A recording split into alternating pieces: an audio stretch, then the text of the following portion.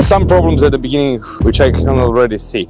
So we've had a few hours here trying to fix the Mini Cooper. This car makes driving easy. Racing won't be like that. The hunt, the purchase, This isn't a story just about cars. the learning, the check, It's about what happens when comfort is no longer enough. the rebuild, the track. We have Flavi, who is our mechanic for this series. Almost ready for the race. I'm going to go from sitting here eating Doritos to actually helping him work on the car, hopefully. I can barely even drive a manual.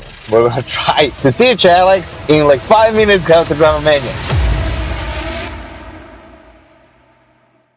What is going on, everybody? Welcome back to Podcast Asset Based. I don't know if you can hear me. Let me, I don't know, maybe now. Let me just check with Alex quick. Hey, can you hear me?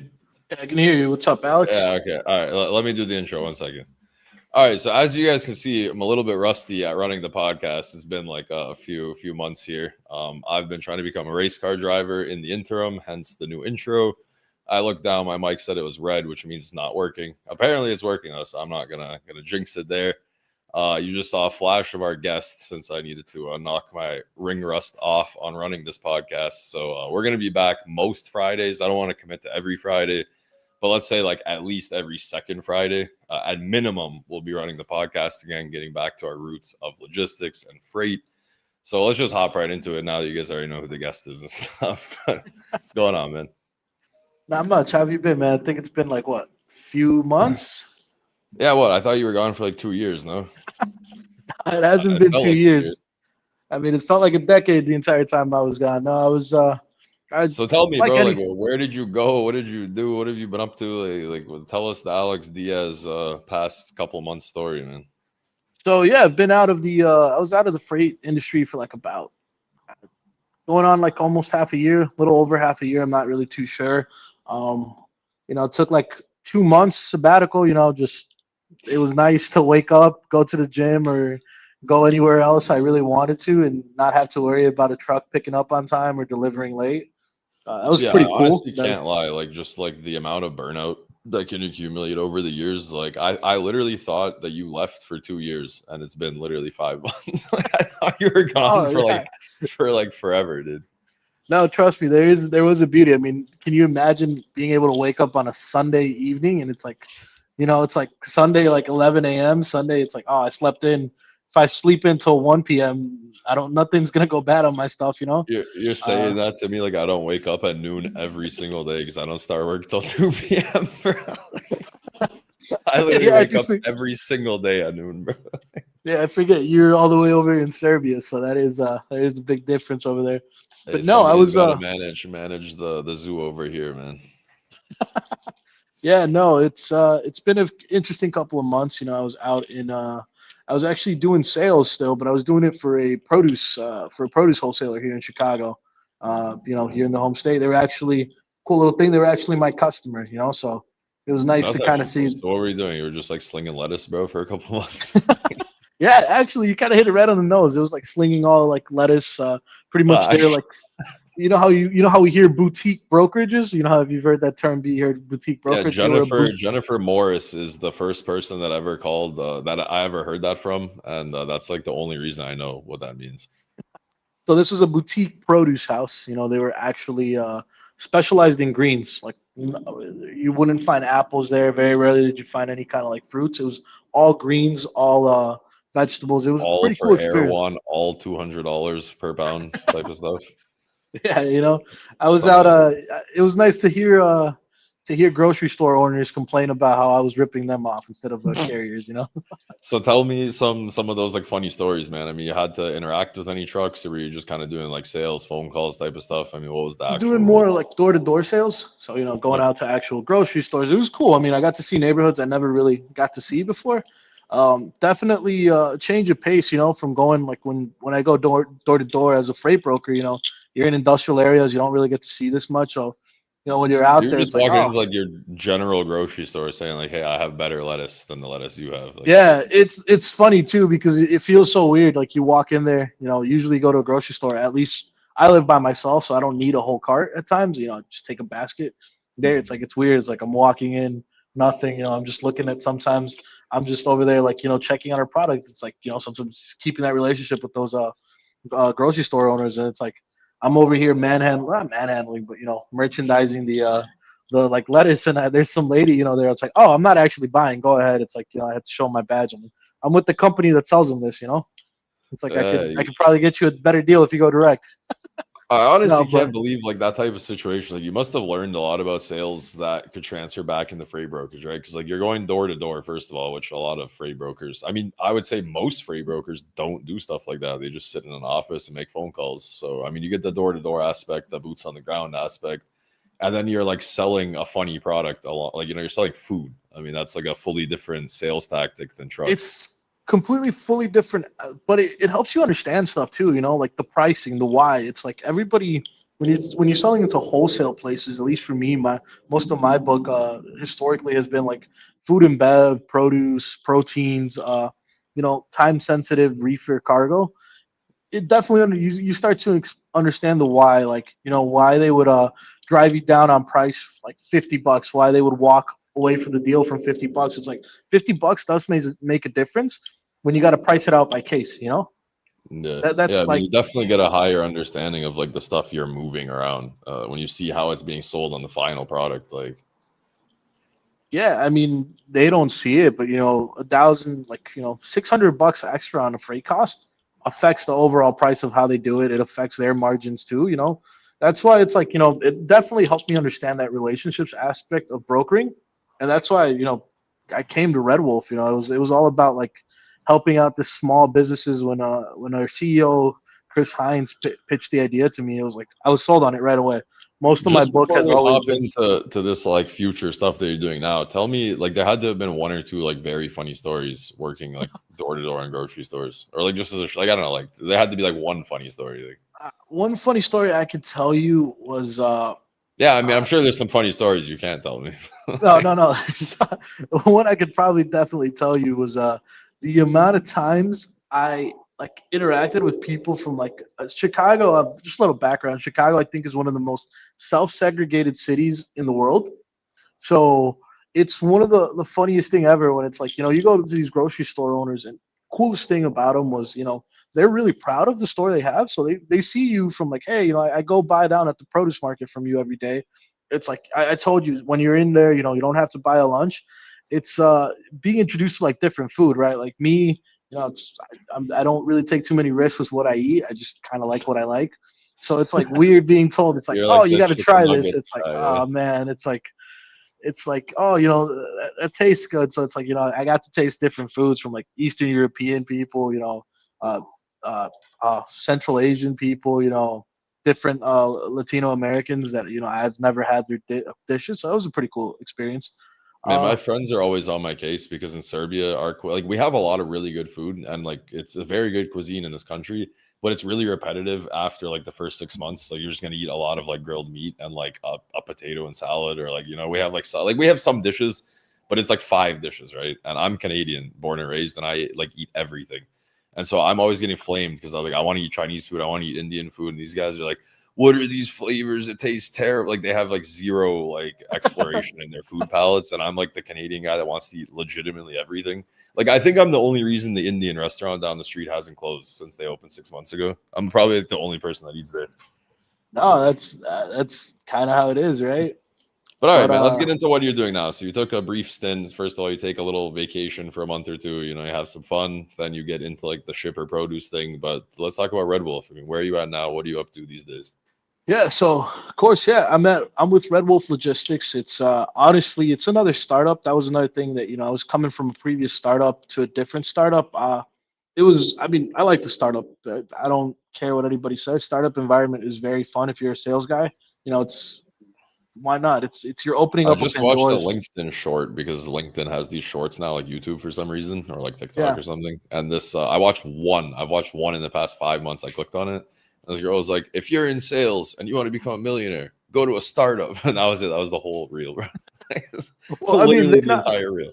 well, they're not really wrong. I mean, what really made it attractive to me after, I mean, we talked about the tech stack, obviously the ICP, which was, smaller mid-sized businesses. that really interested me because it's like, okay, it's not your typical startup that, they want to grow fast and, you got to go land all these enterprise accounts. Everybody thinks that you're going to get rich off of the big Forbes 500, the Fortune 500, the Fortune 100, Here it's like, no, we want to service the people that are usually overlooked. We really want to create a partnerships. That's why we all have the term partnerships manager, because that's what we see our customers as partners. We see ourselves as their partner. We see them as a partner to our business. And And I mean, like, go a little deeper in that, right? Because I mean, we all know the big box 3PLs. We all know the big names of three-letter companies and stuff. Like, we all know how they sort of operate. But I mean, what would Redwolf? What makes you guys kind of stand out in the partnership aspect of things?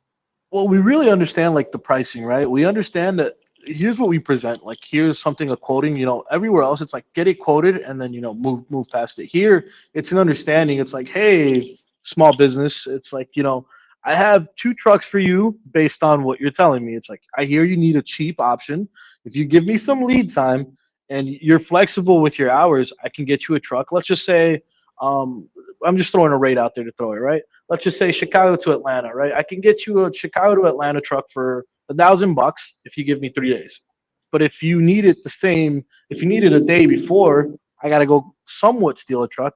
The rate's going to increase by $150. But if you need it same day, it's going to increase by $400. Like these are the prices I can do, and it's just understanding them too. It's like Yeah, understanding it's their like dock understanding their operation. needs and like what do they need? Do they need their like when they call you and say, "Hey, I need this move tomorrow for this price," and then you tell them, "Hey, like, do you need it there tomorrow?" And you can walk them through how to save some money. Where like a lot Yeah, of those it's like, corporations, they're just gonna say like, "Okay, cool, let's ship it tomorrow," and not really think two and seconds past that. that's what it came with, like being part of like a sales team on another on a vendor that isn't part of freight. It's you start to understand it's like that freight cost, sometimes you got to eat that into your sale cost, right? But if it's something that can hold for a little bit, you don't need it necessarily there. Why risk taking an extra $500 hit? It's just money, and it just comes to simple dollars and dimes. No, I It's also like your example. I mean, I've been out of the drive-in game for so long. We do mostly open deck, but I feel like Chicago to Atlanta is like at least $3,000 these days. No. no, it's definitely going up in price. I mean, I was moving it back in 2023, right when everything was bottoming out for like 1,800, 1,400. It's Yeah, I definitely remember not moving it in that anymore. 2021 and for $5,000. Yeah, no, it's Sometimes it's six it's grand, man. no, and that's like, so that's kind of what it is. It's like we try to kind of help these smaller businesses understand. It's like, hey, when we are in a freight recession, this is what you might be expecting to pay. It's starting to go up a little bit, little by little, and it's understanding too. Like, I mean, a lot of these smaller businesses, I think the reason they're overlooked is because these big 3-letter corporations are all about like speed. It's like, hey, you asked me right there. They're used to like the companies that they're working with being, it's like it's a logistics coordinator that doesn't really leave his desk. He probably doesn't even work down at the warehouse. He probably works in the corporate HQ or something like that.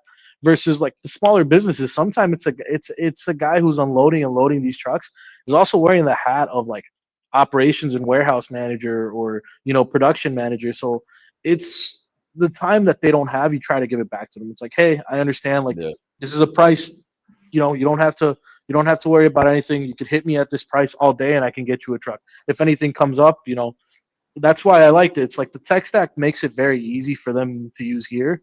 One thing we offer our clients is chain tracking. I would say from using bigger tracking bigger tracking providers, that this is a nice, very nice tracking tool because it does a lot of the track and trace for you. Your clients can see it pings, I think, every 10 minutes, and it shows it live. It shows like, hey, the driver's phone is on, so you're all good. Like it's pinging live, and it shows like its actual route. So it doesn't just show like a ping in Chicago, goes dark for like 2 hours, and then you see a ping in like middle of nowhere, Illinois.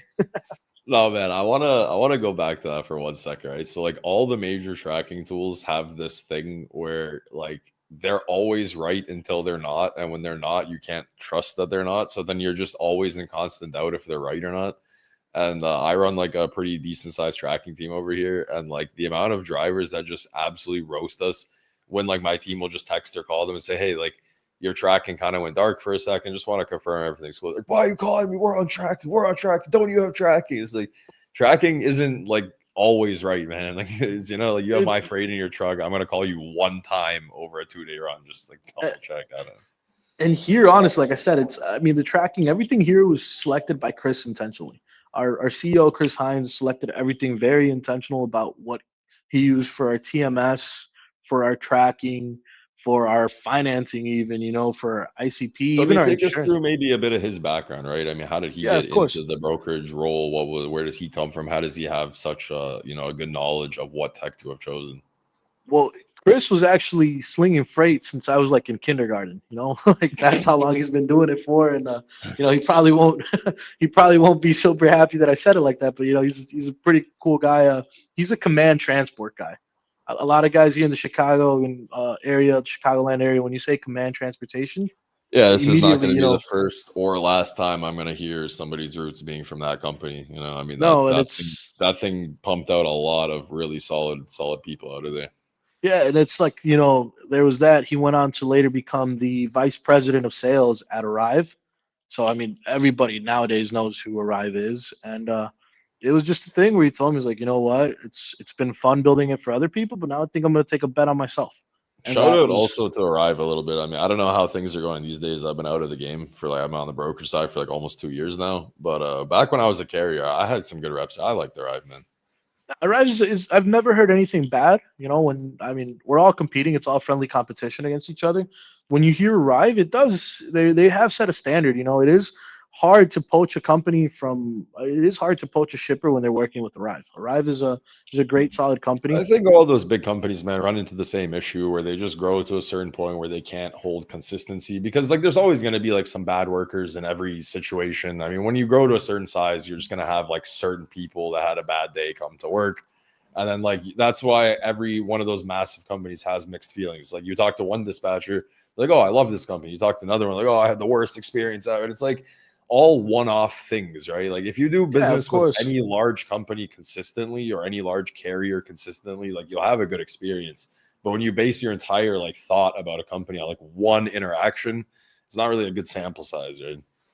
No. I mean that's just the truth of it. You know, so it's like, you know, he came from a big background. He was working with Capstone Freight Management. You know, it's he came from a good background of understanding kind of what worked in the industry, what was overlooked. I wouldn't say what doesn't work because truth be told, there's a lot of stuff that doesn't work in logistics, but it's more of a point A case to by point case B. situation. A lot of things don't work and they still work because the ship You know, still it's arrived. just it's just situations. You know, situations. I truly think each shipment is unique in a way, the way that it's always the same too.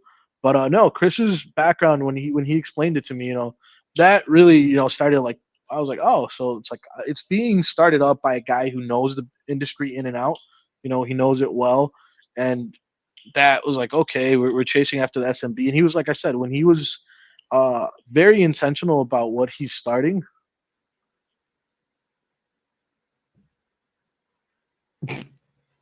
Mid podcast conversation. Sorry. No, they're just giving me an update for something about LTL. So I mean, my editor is clipping that for sure. The way your face just did that, that's like tomorrow's short, 100%. so there is stuff like, I mean, the LTL thing when he sold me here and he told me, he's like, hey, you know, we're bringing a guy on that's like knows LTL well, and me as a broker, I told you before coming to Redwolf, I never was able to move LTL. I just was one Oh of those man, things. I've never booked a partial shipment in my entire life, let alone LTL. I mean, there's like I was having this conversation a few days ago with somebody that hit me in the DMs, and it was like, if anybody calls himself an expert in logistics, this kind of wild. Even if like we all niche down into something, but even those niches are so vast, and then it's like LTL is this whole beast where everybody always says like mad stuff going on over there. Well, let me tell you this: the top rep at our company right now is an LTL guy. I mean, I don't know how he does it. He's consistently, you know, he's just head and neck above everyone else. I mean, he's helped me out so much with like LTL stuff. It opened up an opportunity where it's like, you know, that wasn't something I really. I mean, I would hear it when I was on the shipper side too. It's like, hey, you know, we really need help with this partial. You can't find anybody. It's like I always tell him it's like Alex. His name is Alex too. It's like Alex. I don't know what I was doing without meeting you. You know, it's like I'm There's too so many glad. Alexes going on, man. I peeped the thumbnail today. I'm like, oh, it's Alex with Alex talking to Alex, something like that, man. Yeah. But So I mean, I what mean, would you say Red Wolf kind of specializes in? Are you guys sort of just at that point, like you said, you have the LTL guy, they have you. I mean, are you guys just sort of well, servicing, where the people are matching at this point? yeah, we're servicing where the people are matching. I mean, we can do everything from FTL down to LTL partials. I mean, we true LTL and LTL through non-common carriers. Um, we when we started, like I said, everything was very intentional. I mean, we didn't start with the basic $100,000 cargo insurance. We started off with 250 from day one. 250 was our cargo insurance. So that really opens a lot of doors. And that's like, that's what I said. It's like, Chris was very intentional, knew what worked. When you approach a shipper, it's like, hey, by the way, I'm starting off with 250 and now we're at 500,000 cargo insurance just because it makes sense. It's like that barrier to entry and it gives people a peace of mind to work with you. It's like, Yeah. hey, they're targeting small businesses, but they have 500,000 in cargo insurance. What would Like, you guys say is sort of your what's worked out best for you guys? I mean, obviously the current brokerage landscape in terms of like the market conditions and just all of these like external factors, fuel prices as of like last week. Like, I mean, what would you guys say that you guys are doing well in the current landscape of things that's allowing you guys to sort of continually steadily grow throughout all the troubles everyone's facing?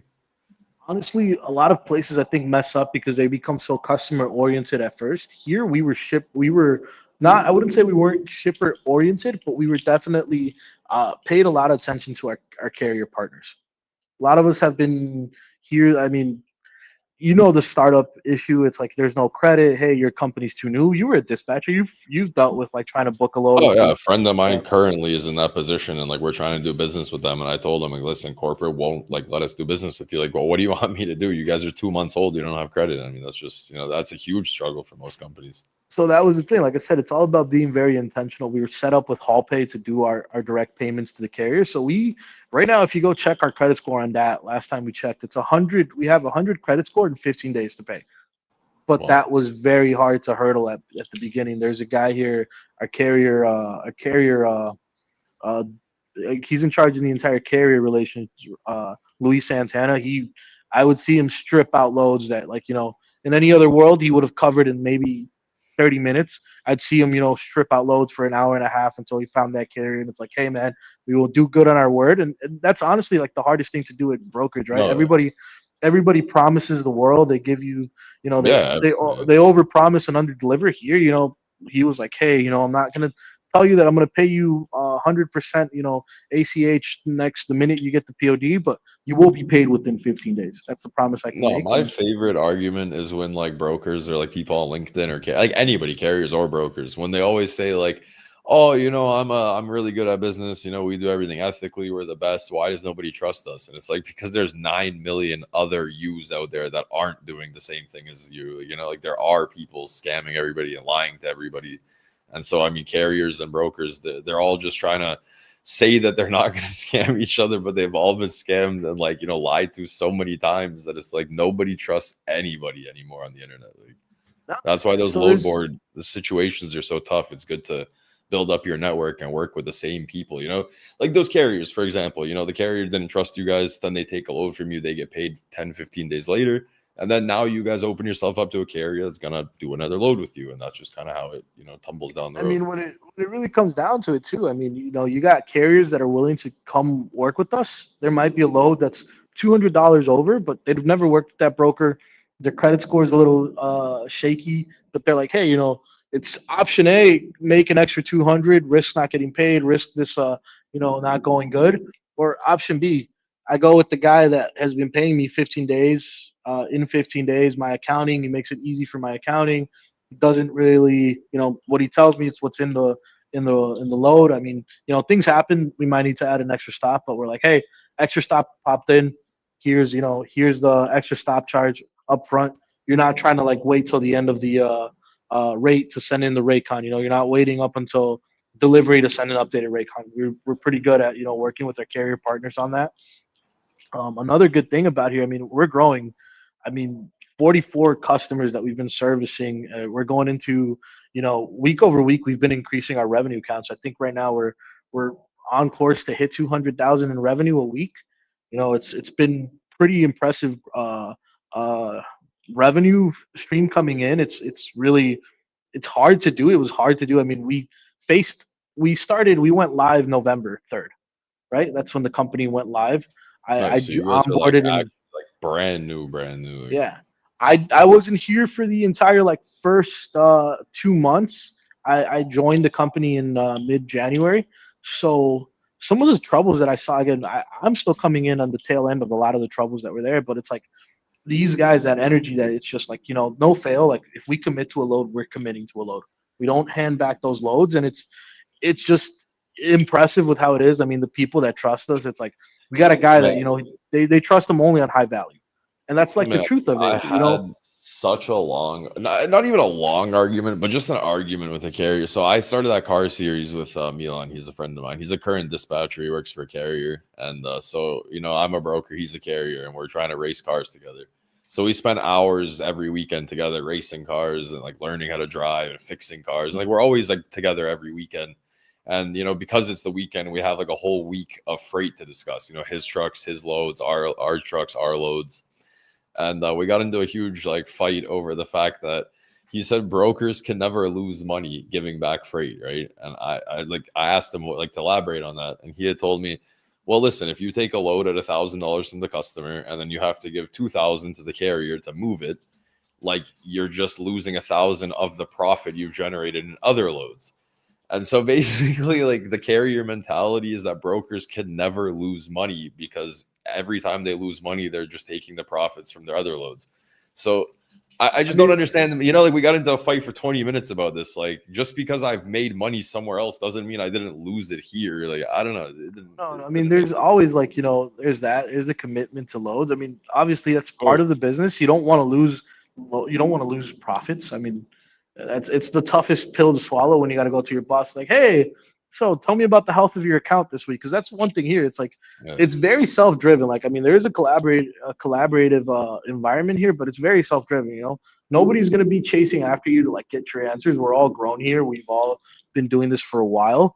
That grace is given to newer employees. That you don't have that grace when you're there. It's you have to be able to face the music at the end of the week and be hey, look, I took this week was slow for me. I had to take some losses to keep this customer happy, but this is what we are at over the month, and it's you have to trust that historically I'm going to be able to get better. And that's the thing about here. It's we've all been, I mean, it's been all gas, no brakes here.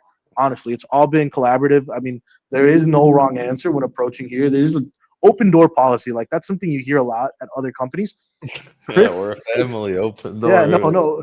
I mean, Chris's office is in the bullpen with us. He has a small office, for when he has to take meetings, one-on-ones and stuff like that. But he sits in the bullpen with us. You hear him trying to cover freight at times. You hear him now working more on the business rather than in it. And that's kind of the exciting thing too. It's the founding team here has built up the business to where it's hey, it's we need to grow, and that's the exciting thing here too. So for any W-2 reps that are out there that are already doing cradle to grave, why not come join Redwolf? I mean, we're offering 30% commission. That is what really got me on the hook. It's hey, you don't have to chase after these big enterprise accounts. You don't have to do that. I mean, if you want to, that's always open. Who's not going to say no to that kind of freight? But 30% commission, I mean, I don't know about you, Alex, but that's life changing. That when you really look at if you're a good salesman, your numbers. You start looking at your numbers. You start looking at the potential. You're man, I can go from maybe making low six figures to making into the the mid-range six figures, and that's life-changing money. I don't know if that is for anybody else. I think it's funny to me, a lot of the stories that I hear where, I mean, on LinkedIn, that's the thing. Everybody sells the dream. Everybody's going to tell you, come make commission, you're going to be a millionaire. And it doesn't work out for everybody, but I like when people are honest, when they say, hey, look, you're making, let's say 60 to 80 to 90 grand, you're moving freight for somebody else, or you have your own book and you're only making this. Why not at least try it, right? And I think that's the thing. People are just scared to take that leap of faith on themselves. I mean, it's a tough economic market. You have to have some savings to be able to bet on yourself like that. But I think definitely the people, there's people that just don't want to take the risk, and that's the thing. And it's tough. Freight is tough, and LinkedIn sells you the dream. And I think that it's convinced certain people to take the risk that shouldn't have, and it's probably done more harm than good. But there's definitely a lot of good that's happened out of it, and I think people just need to be honest about that. Yeah, well, it's all about being honest. I mean, here you get what you get out of it. You get what you put into it. If you're a sales guy, if you rip out, I've heard somebody say it's like, it's funny that people call me lucky, but what isn't funny is the fact that I ripped out 100 calls a day to get that one yes. That is very true. But the difference here is like, when I was looking, because I was in the job market, obviously, I was like, hey, I want to get back to freight. I'm open, start taking discussions with people. Every other commission structure was like 12%, 18% if you were lucky, 15%. Here it's again 30%. 30%. You're doubling. You're doubling it, and these places were like 18% if you're doing cradle to grave. You mean to tell me it's almost doubled, and I'm doing cradle to grave? Yeah, I'd be crazy to not take an opportunity at Redwolf. And I mean, honestly, it's just that mentality of like, that's what we're doing right now.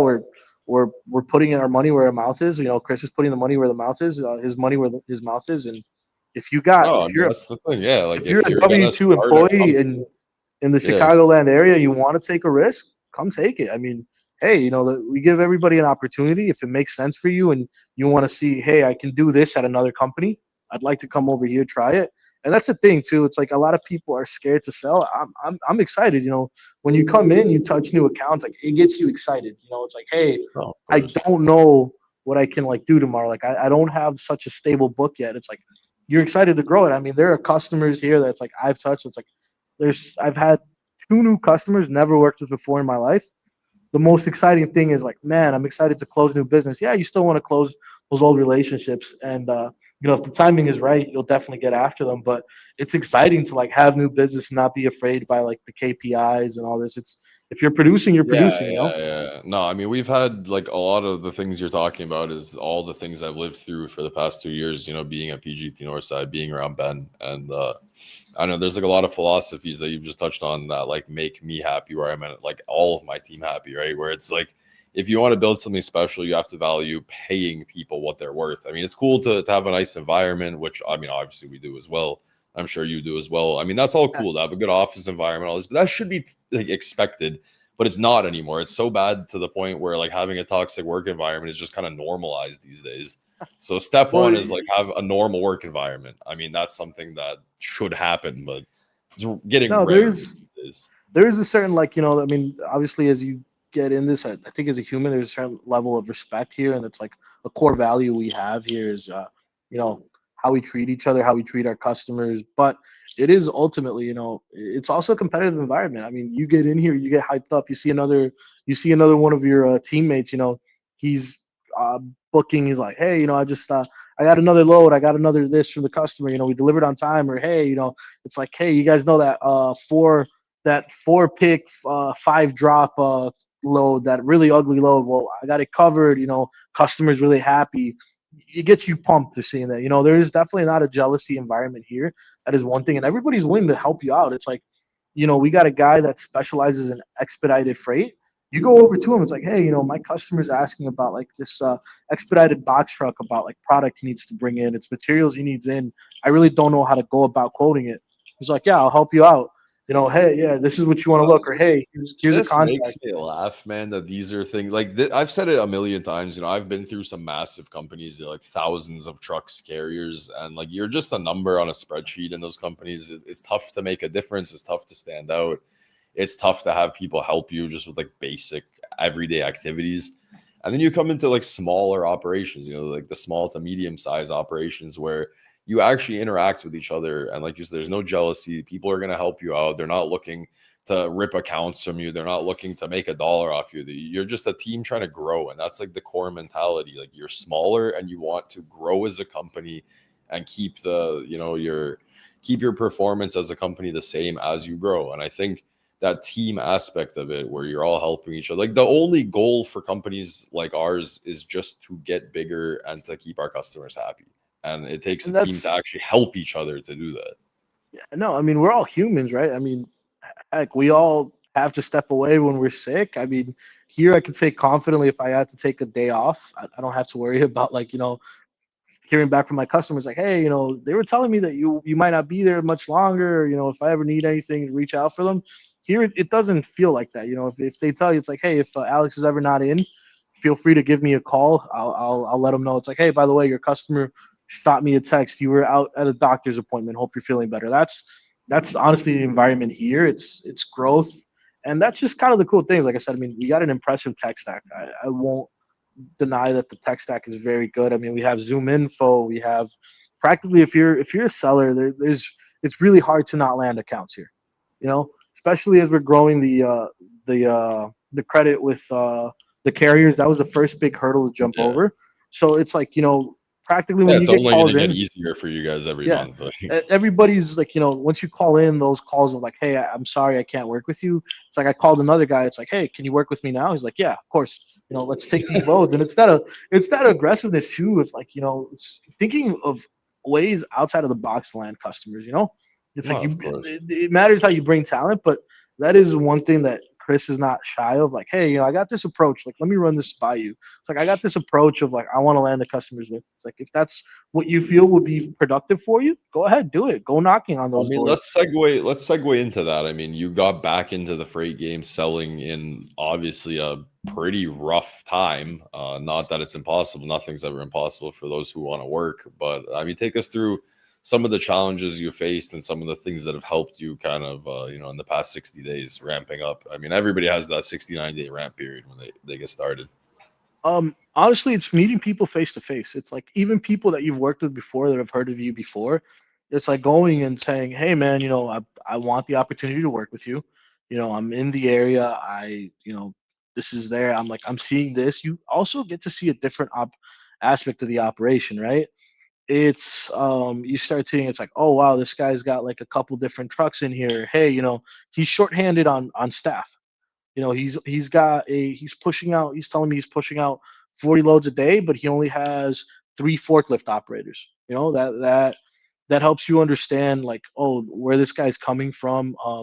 It you're there. They have time to talk to you. It's kind of hard to tell a guy like, hey, I'm busy or like I'm not onboarding carriers if they see you struggling. It's like, hey man, I see that you're like struggling to get a truck in, or you hear that, but it's interesting. Like when you go out there, you meet them.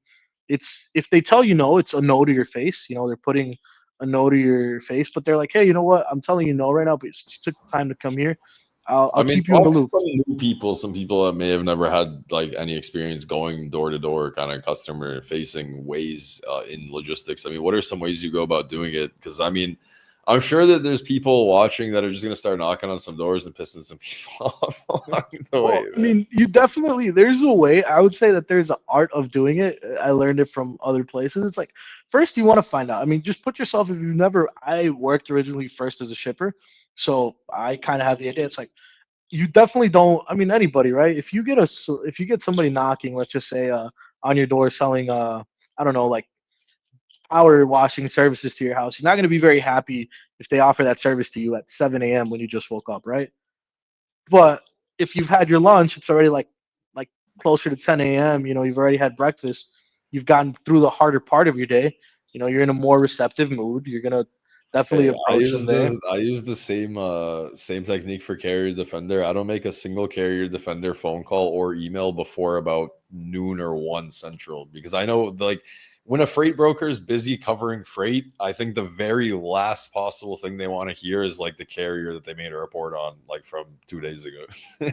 So I think being mindful of the tough spots in people's days and like the rush hours of their days, and kind of planning your sales routines around their free time.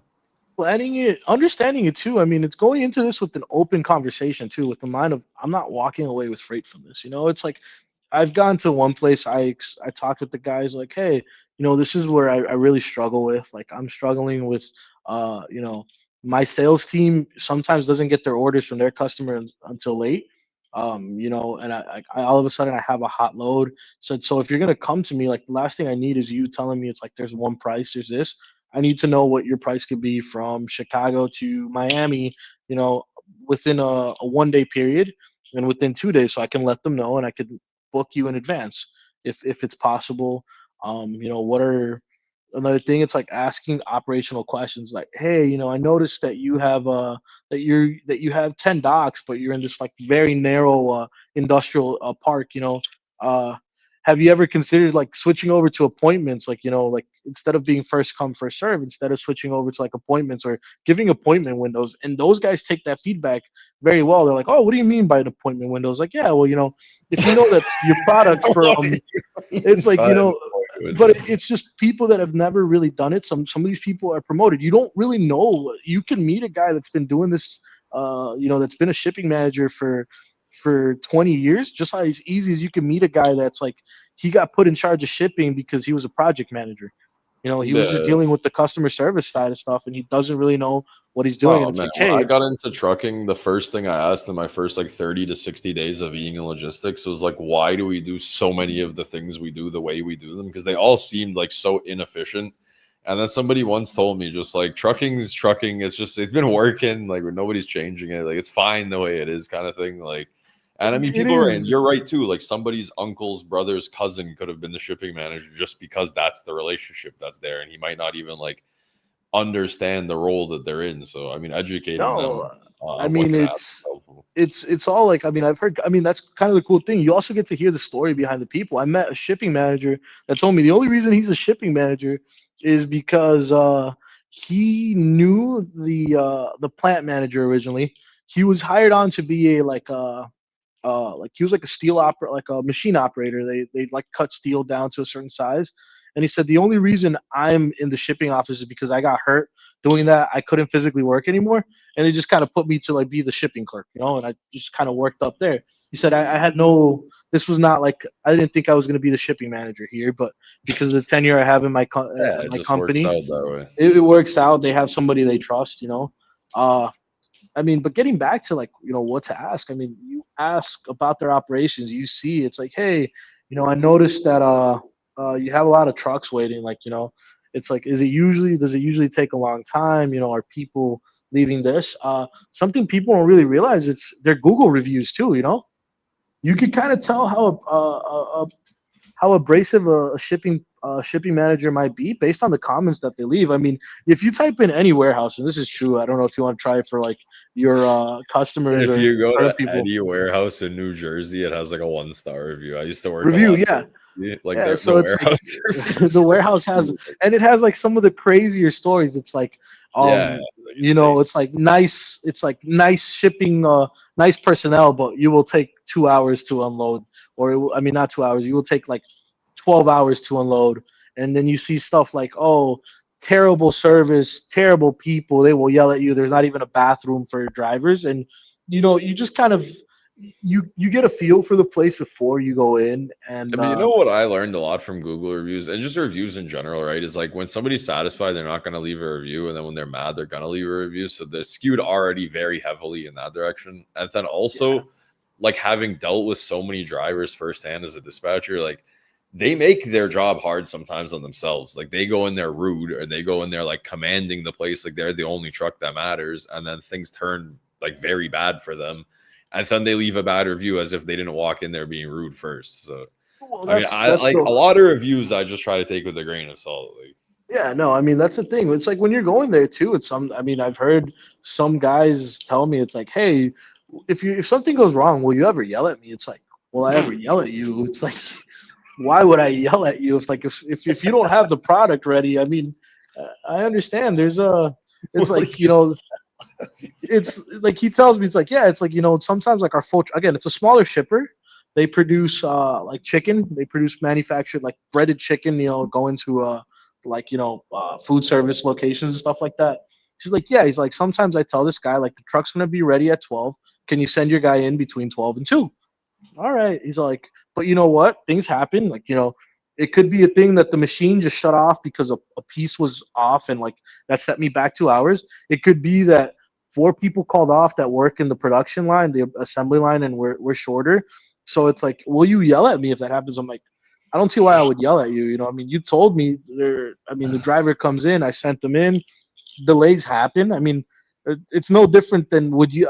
I just asked questions like, do you think you would yell at me if we were, you know, to arrive in Chicago, but we hit, you know, rush hour traffic? Like, there's nothing he can do. Like, he's a mile away, but there's just a pileup of a hundred cars, just bumper to bumper. Will you get mad at us that it took us an hour to travel one or 2 miles? He's like, no, I don't think I would. I was like, well, here's your answer. Why would I yell at you? You know, it's Yeah. being very cognizant. I mean, people are abrasive to brokers just because of the way, you know, I get it. Hey, It's like I you're said, being cold brokers call. have issues with carriers. Like generally, carriers have issues with brokers. Generally, There's like I mean, it's just shippers, like a lot of customers have yeah, like shippers it's with issues with brokers. I mean, it's a all lot of about nonsense animosity that goes on with like people's past experiences. And I mean, if you like let your past experiences dictate your future ones, like you'll just always have, you know, similar experiences. You gotta like kind of. I've always said the thing, like you got to let people screw you over once every time. You just got to like give people the chance, because if you don't give people a chance, you'll live a sad life. You know? No, and it's that too. I think that's like the hard. That's one thing I noticed about here at Redwolf. I've kind of put it in my cadence is the way that's some of our people sell. It's like one thing we say here a lot. It's I hear it a lot. It's like, hey, you know, I'm Alejandro with Redwolf. I don't feel entitled to your time, but I would just like to have a minute or two to talk about your operations. You know, that's very like same thing when you're going to knock on these doors. You know, it's like, hey, a lot of time I've heard it. I was on the shipper side, and it's like the guy who was running logistics over there is like, you want to see how you guys sound when you guys are calling us in, knowing that I was a broker, and it's like within the first 2 minutes, it's just like an information dump, and it's like, dude, he gave Hey, you the time. I Like, what got happened to like, hey, how's your day, Alex? I see that you work for PGT Manufacturing. Oh, that's great. You know, how's the weather out over there? You know, people don't realize like you ask they those just go kind of straight to questions. selling. Like, Yeah, it's like, hey, Alex, you're the shipping manager at PGT Manufacturing. I can do this for you. I can yeah, lower your I have rates. I cheaper can be the trucks. I best. have more trucks. I have I am cheaper the trucks. best service in the world. But it's like, how do you know if you're going to be the best service in the world if you don't even know what I'm shipping, where I'm shipping to? You know, that's a Hey, big point. It's like, I got hey, a good cold call opener for you. I heard this one yesterday. It made me laugh. So pretend I'm calling you on a cold call. yeah, Okay, yeah. so all right, you just pick it up. So, hi, sir. Do you want the good news or the bad news? What's the bad news? Hit me with the bad one first. Well, the bad news is that this is a cold call. But the good news is that there's no more bad news. And also, I researched this cold call, so I might be able to help you if you give me 30 seconds of your time. And you see that, it's like, all And then right, the cool. guy I'm was not like, I expecting. love your style. Like, here's 30 seconds of my time. But then I read the funniest comment. Like, what would you have said if you wanted the good news first? I never thought about that. Well, this is going to be the only cold call that you get. I mean, you got to be able to like kind of roll with the punches. I've been inside of some of these shippers where it's like there was one day I ran out of business cards. I went into the shipper. Old school guy is like, hey, what are you doing here, man? Don't waste my time if you don't got a card. Come back when you got a card for me. I had to be back in that area the next week, and I said, hey, sir, I don't know if you remember me. I was like, I didn't have a card last time. I got a card now. I was like, I'm in the trucking and logistics department. And you hear another guy say, oh, there's a follow-up for you. Like, you weren't expecting to get a Oh, wait, follow-up this from this guy guy. actually told you to get out of here if you don't have a business card? Yeah, it was very rude and abrasive, but it's like, you know what? You can't be afraid of that. No, you can't be afraid to. I mean, worst He's case kind of scenario, right. Yeah. Like, you did yeah, of pull up course, without a you know. business card. That's kind of But wild. but it's like he's laughing. He's like, you know what? He's like the Yeah, guy it's that you good. need to talk to is over there. He's like with the black hat. He's in charge of That's a good interaction, actually. he's in charge of he works with all of us to coordinate freight once we sell our goods. And you know, it's being able to be personable and ask those questions when you go in there. It's like, hey man, look, I'm coming. I work with another company maybe 3 blocks down. You know, I work with another similar customer to you, you know, moving in the specific vertical. Like I work with another customer that's consumer packaged goods in shampoo, right? I go in there, it's like, hey, you know, I is it crazy for me to say that you work with Sally Beauty Company?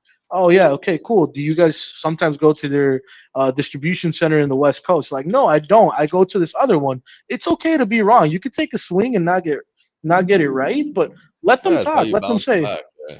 yeah, let them say, hey, you know, I go to Atlanta, and then you could pivot off of that. You could say, oh, you go down to Atlanta, you know, Atlanta proper, or you going off somewhere like in the industrial area, you know, like Forest Park, Atlanta, Forest Park, Georgia, or are you going down to this? And when you start asking these questions, they start dropping stuff. They let you build the pitch for them. It's like, hey, Yeah, I you need can't trucks just here. pitch slap like the generic thing every single time. But all right, man. As And we're wrapping up here, we're about to hit the end of this show. Give us like some last words about Red Wolf. Are you guys hiring for any positions or anybody interested? How can they apply, or what are you guys hiring for at this moment?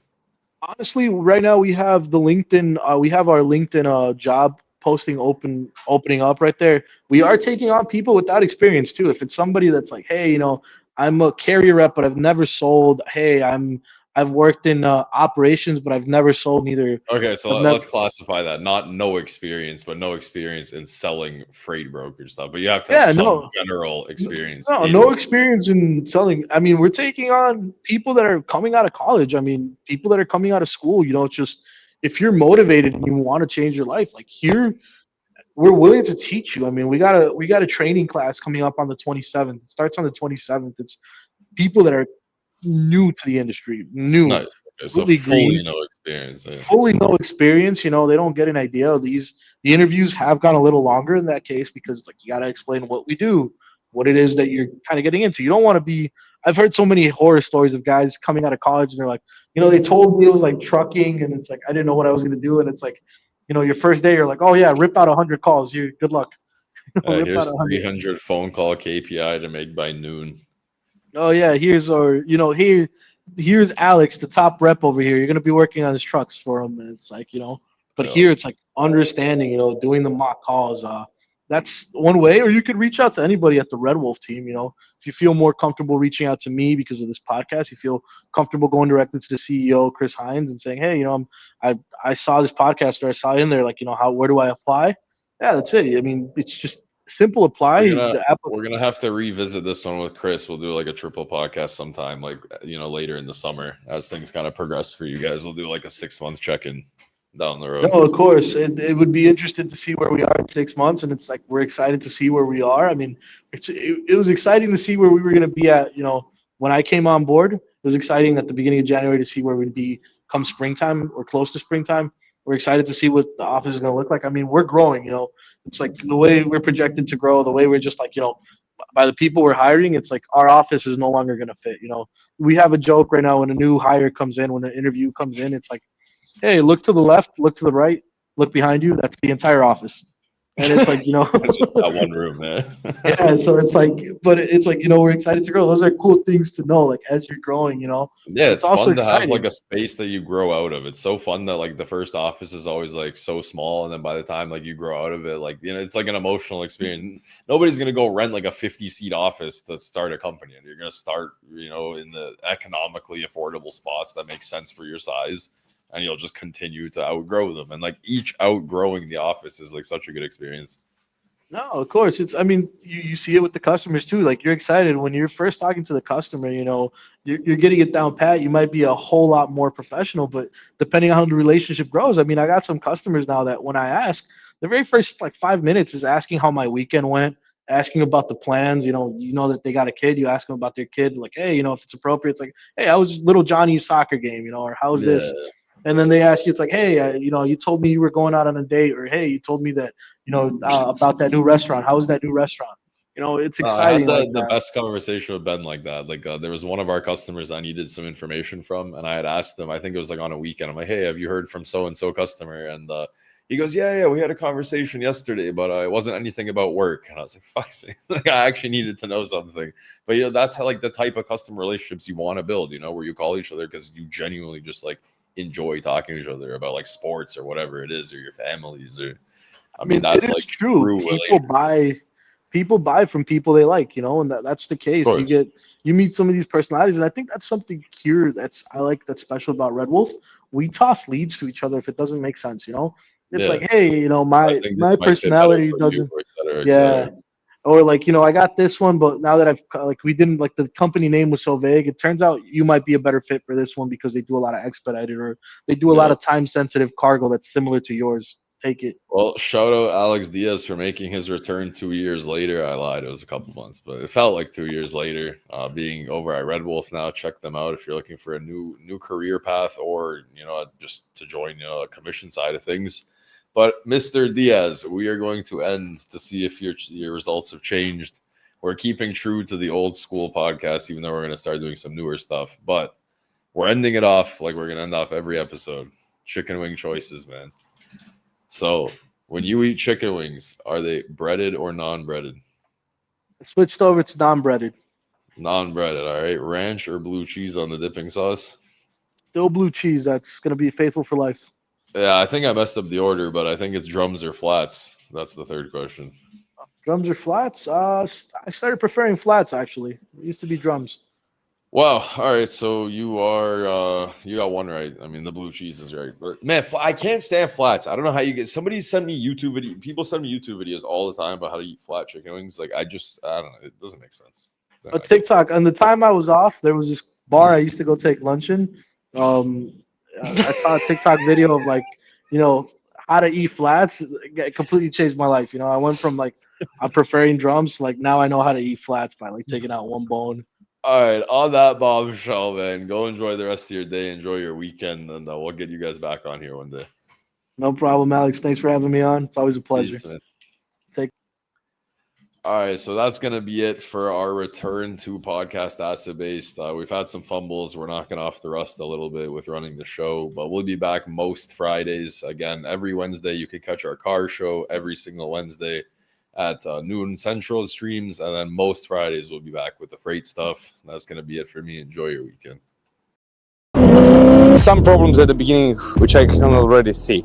So we've had a few hours here trying to fix the Mini Cooper. This car makes driving easy. Racing won't be like that. The hunt, the purchase, This isn't a story just about cars. the learning, the check, It's about what happens when comfort is no longer enough. the rebuild, the track. We have Plavi, who is our mechanic for this series. Almost ready for the race. I'm going to go from sitting here eating Doritos to actually helping him work on the car, hopefully. I can barely even drive a manual. We're gonna try to